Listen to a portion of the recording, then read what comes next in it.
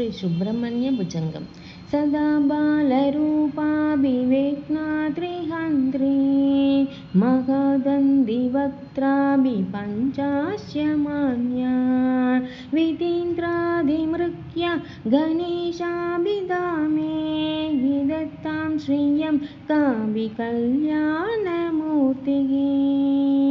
न जानामि शब्दं न जानामि चार्थं न जानामि भक्त्यं न जानामि गद्यं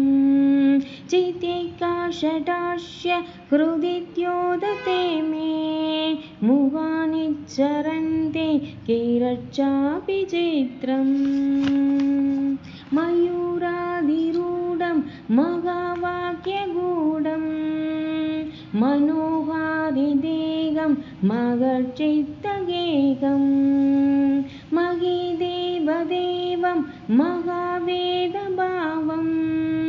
महादेवबालं भजे लोकपालं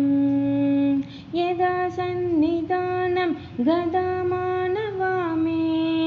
भवाम्बोधिपारं गदास्ते तथैव यदि व्यञ्जयन् सिन्धुतीरे यास्ते तमीरे पवित्रं पराशक्तिपुत्रं यदाप्तेस्तरङ्गलयं यान्ति तुङ्गाः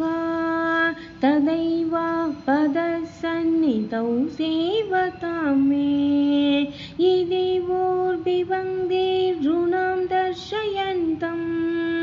सदा भावये हृत्सरोजे गुहं तं गिरौ मन्निवासे नरायेति रूढाः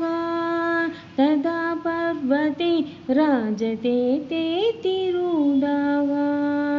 यदि वब्रुवन् कन्दशैलाधिरूढः सदेवो मुतेमि सदा षण्मुखोऽस्तु।